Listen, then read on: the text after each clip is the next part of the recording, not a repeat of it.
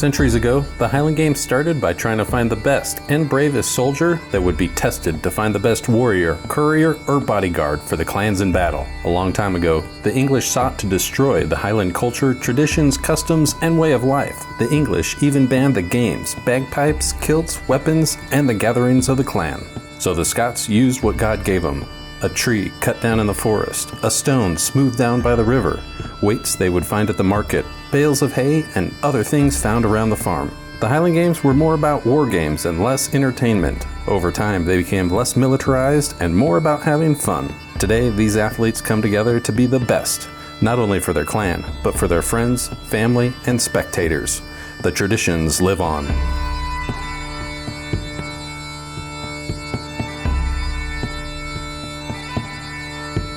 The caber is the most famous of the events of the Highland Games. This event came about as a means of transportation to get across a creek or a ravine. They would cut down a tree in the forest, stand it upright, pick it up, and toss it end over end across the ravine.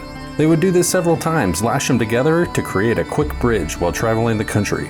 Not only does this take power, balance, and agility, but it's more about timing and accuracy. The straighter the throw, the better the score. The sheaf toss is another unique event for the Highland Games. The sheaf is a simulated bale of hay thrown with a pitchfork over a crossbar. They get 3 opportunities to make it over the crossbar. They make it over, they'll automatically go on to the next height. This event started back on their farms. In the barns, they would have a loft to store the hay and feed with a small window for access. Instead of carrying all the hay and feed to the top with a ladder, they would grab a bale of hay with a pitchfork and throw it into the loft, aiming for the small window. I'm pretty sure whiskey was involved. The weight over the bar is as simple as its name. It's a rather heavy weight with a handle, most commonly used at the markets.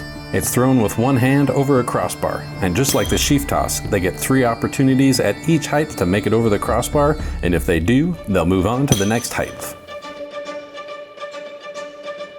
The weight for distance, it sounds simpler than it is. They use another weight used at the markets with a longer handle. The heavy weight for distance is the heaviest of the distance events. It not only takes power, strength, timing, and balance, but they need to stay in bounds and behind the trig.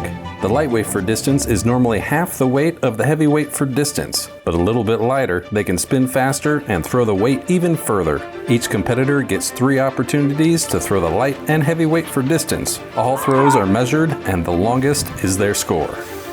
Here's an example of the heavyweight for distance. Next is an example of the lightweight for distance.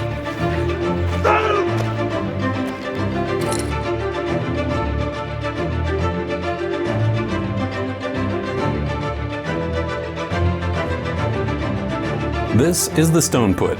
Yes, the stone put, not shot put. This is a stone not perfectly round, has bumps and grooves, and takes a little bit of adjustment to find the perfect hand placement. First, we have the Braemar stone. This is the traditional stone put thrown from a standing position, where the athlete's not allowed to move forward or advance towards the trig. The Braemar stone is the heaviest of the stone competitions. Up next, we have the open stone. This is normally a little bit lighter of a stone than the Braemar stone, and the athletes are allowed to advance or move towards the trig. This is a little bit more of an Olympic-style stone put, where the athlete's allowed to glide, shuffle step, or spin to gain momentum towards the trig. Just like the other distance events, the athlete gets 3 attempts with each of the stones, and their longest throw is their score. This was the favorite event for Robert Burns, the famous Scottish poet.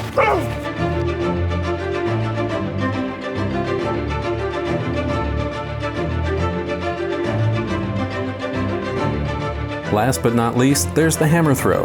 There's the heavy and lightweight hammer thrown for distance. These are cannon shots converted for battle. Not many Scots had their own cannons, but there were plenty of cannon shots scattered across the land. They would drill a hole through the middle of the cannon shot and put a stick of rattan through it. This way, the Scots could use this for battle.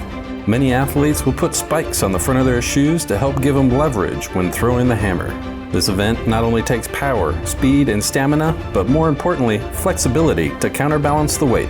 The athlete again gets 3 attempts with the light and heavy hammer. All these competitors compete in 9 events in one day, and whomever is the best in every event is the champion.